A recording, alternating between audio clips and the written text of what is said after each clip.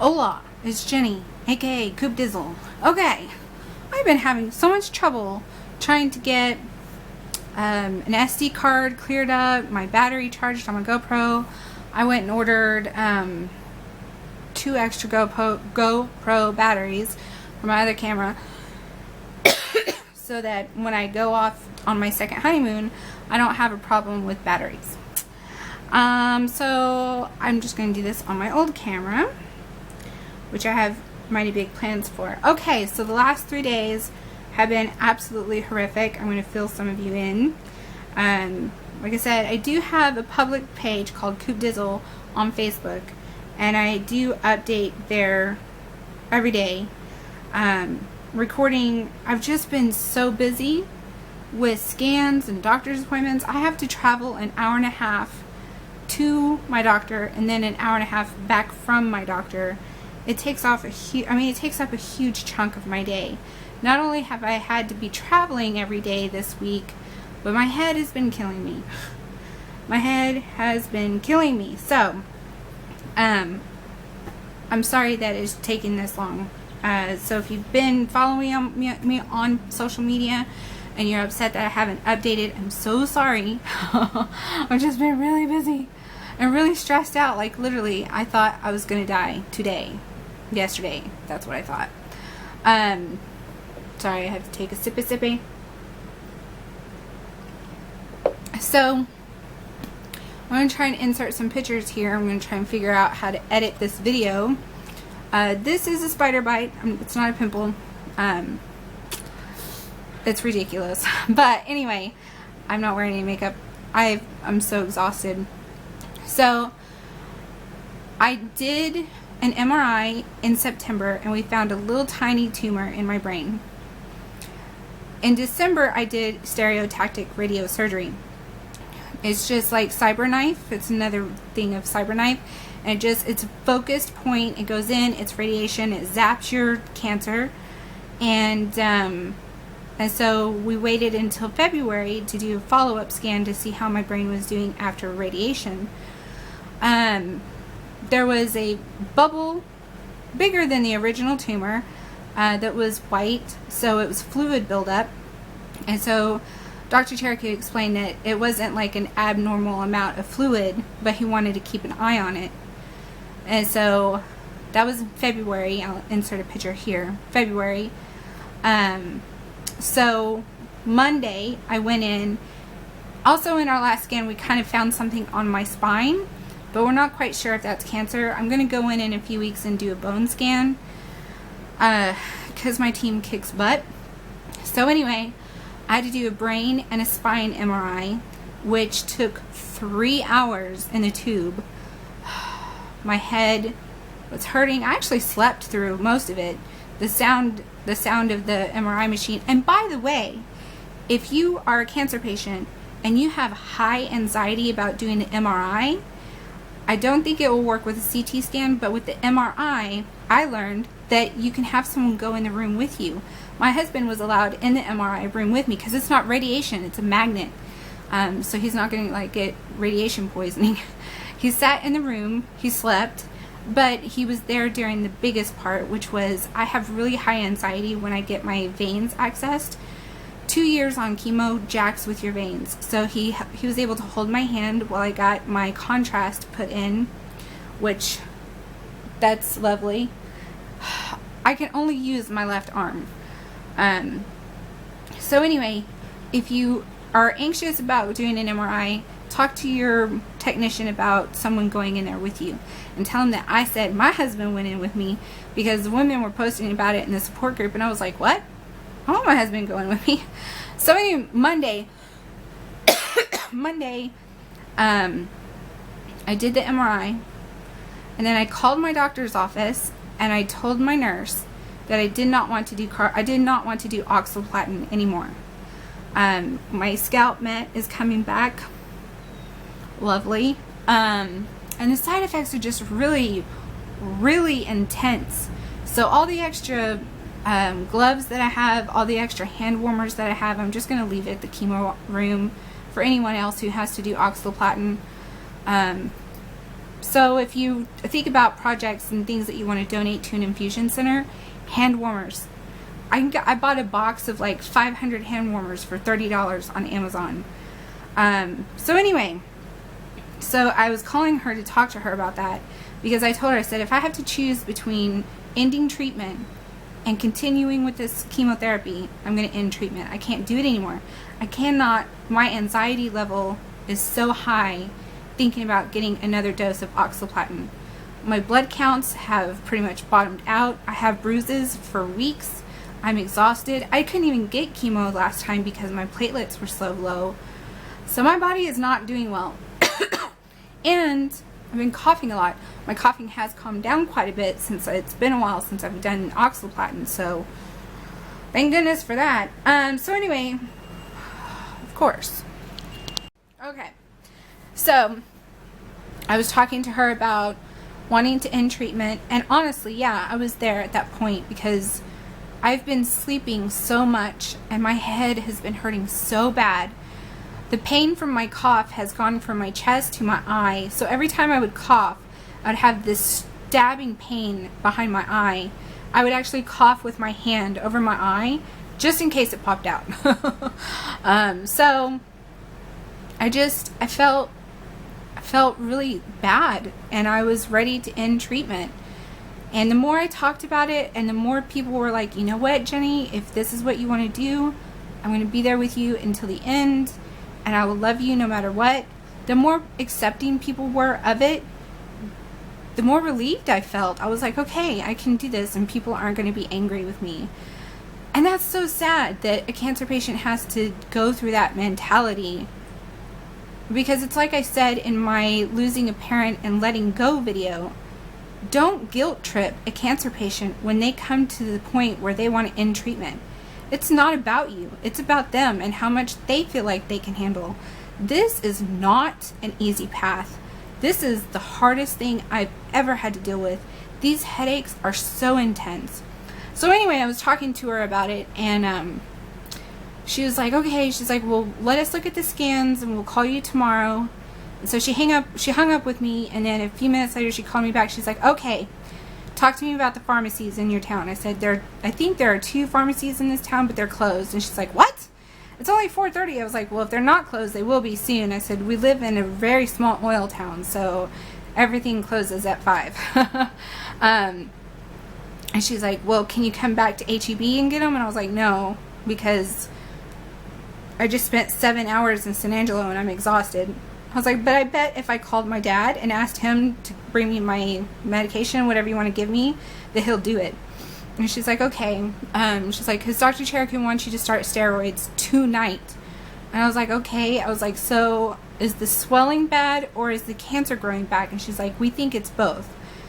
So she's like, he wants you to come in tomorrow. So Tuesday we drove back to San Angelo. And that hour-and-a-half drive is so long and boring. But I listened to 12-Foot Ninja and Pentatonics and all of that stuff on the way there. So anyway, we drove there. We got into the doctor's office, and he was showing us the different pictures. He's like, this is in September, this is in February, and this was yesterday. When I saw the pictures from Monday, my heart sunk. I felt like my heart was shattered, and my ears got red hot. They burned so bad. And my best friend was like, that's your fight or flight response. And I was like, everything in me was flighting. Like, flight. Get the fuck out of there. So I asked him, I was like, well, what's my options? And he was like, surgery. And I was like, nope. No. I know that there are women out there who have metastatic breast cancer in their brain, and they go off and they have brain surgery. Kudos. You are a badass woman, and I applaud you, but I am chicken. And I was like, nope. And I think I just want to follow that gut reaction for a while. So anyway, he talked about, because I was talking about ending treatment, and so we talked about end of life choices, and I just started crying, and I was like, how did we get to this point so fast? How did we get here? It's only been a year since I've been diagnosed with stage 4. And he was very apologetic. I basically went around the whole oncology room saying goodbye to everybody, because I was done. When I saw that swelling, I was done. I was like, that's it. Nothing I'm doing is working. I keep trying these chemos. I keep doing this radiation. This shit is growing. It's bigger than me. It's stronger than me. It's smarter than me. And no, it's not bigger than me or smarter than me or stronger than me, because I'm pretty strong and I'm pretty smart. But oh man, you can only take so much defeat before you're like, I'm throwing in the towel. I give up. So anyway, he was like, well, he's like, at least do a consult with a neurosurgeon. And I almost didn't want to go to that the next day, but I'm glad I did, because he came in and he introduced himself, and he was like, okay. So I stopped. He's like, I looked over everything. He's like, we have 3 choices. I was like, okay, that's better than no choices. So what are they? And he's like, choice 1 is we don't do anything, but then you'll have 6 weeks to live. So that's stupid. And I was like, yeah, I don't like that option. So what's the next one? He was like, steroids. He's like, the best way that I can describe this that will kind of make sense, he's like, this is radiation necrosis. He's like, so you have swelling, you know, we beamed that radiation in there, and just like a sunburn or a blister, he's like, if you get a blister, it tends to bubble up and spread. He goes, that's basically what's happening. He's like, simplified, you have a sunburn on your brain. He's like, and we just need to get the swelling to go down. He's like, steroids have helped with this in the past. He's like, so I want to try the steroids first. And I was like, okay. He's like, we'll do another MRI in 2 weeks. And if the dark spot in the middle of the white stuff is still there, but it hasn't grown, we'll leave it alone. He's like, but if it's bigger, I want to go in and take it out. And I was like, okay. I said, so what you're telling me is that the swelling in my brain may not be permanent, and it could be fixed with steroids. And he was like, yes. And I was like, okay, holy crap, that's great news. I could breathe. I felt like a weight had been lifted off my shoulder. I looked over at Christopher, and he just grabbed my hand. I looked over at Jessica, because she was there with us. I looked over at my mom, and she was crying. My mom, y'all, I am an only child, and my mom is absolutely devastated that I'm going through this. I don't think I could visit her one time without her crying. She is so heartbroken. And I would be too if I had to watch my kids go through this. So we're doing the steroids. I take 4 milligrams every 6 hours. It makes my face hot and a little bit red. It makes me feel bloated. So if in the next few videos my face bloats up, I'm not overeating, it's just steroids. So that's what we're going to do. We're going to do steroids for 2 weeks, and then we're going to do an MRI. And I told him, I said, if in 2 weeks we have to, like, let's say we do a scan in 2 weeks and the tumor is bigger, and you want to go in and do surgery, I was like, can you wait until May 10th or May 12th to do that? And he's like, why? And I was like, because I'm going to a concert with my kids. For those of you who do not know, it is by the grace of very kind people that I have VIP tickets for me, my husband, and my 2 kids to meet Pentatonics at a meet and greet. Holy crap, guys. When I found out I was terminal, I just stopped and I thought about all the things that I'm going to miss. And I was like, I'm not going to be able to teach them to drive. I'm not going to be able to teach them pranks. What about their first concert? I get to take them to their first concert, and they get to meet the band. They love Pentatonics. They're so excited. So I'm getting all the memory cards for the GoPro so I can record stuff. But I'm really excited. I really had to give y'all this update because it's a lot to take in. And I'm exhausted. So if I don't respond, or if I do respond and my response doesn't make sense, I have massive swelling in my brain and I have a hard time typing. But I'm going to do my best. I'm going to try to edit this video. I'm going to have Christopher help me. Because he has I have an editing software program on my computer. Chris does. So I had to learn it to make the last video when I met Bayside and Eric Whitaker.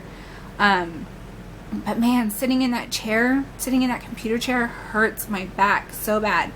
And as far as my spine goes, we're going to be going in and doing a brain MRI because they did see something Not so sure what it is on my 7th vertebrae, or my L7 or whatever that is. Anyway, I'll try and keep you guys posted. Yeah, just please be patient with me. This is a lot of stuff to go on with, and I think that the more we have to go through, the further we get into this, the worse I deteriorate. I may have to, at some point, just stop uploading for a while, or strictly have my husband do it, and that's going to be hard for him. My head. I don't feel like my eye's going to pop out of my head anymore, so it is doing some good, but my head still hurts really, really bad. Now I know why. Now I know why my head's been killing me. Now I know why I've been sleeping so much. So just wish me luck and hope for the best that these steroids work, and feel free to tell me that you're going to pray for me. That's fine. That's another video. I love you guys. Thank you so much for your support, and thank you for being patient with me. I hope I didn't piss anybody off, and I don't want any of you guys to feel like I'm leaving you out. Between Facebook and YouTube and Twitter, I feel so loved and so supported, and that's what all of us want with terminal cancer. Is we just want to feel loved and supported and cared for. It's easy. We're not expecting miracles. We just want you to love us unconditionally. So anyway, check your boobs, check your balls, and when life gets really overwhelming and you have a giant blister in your head from radiation, just take your steroids, and remember, hopefully this too shall pass. Bye guys.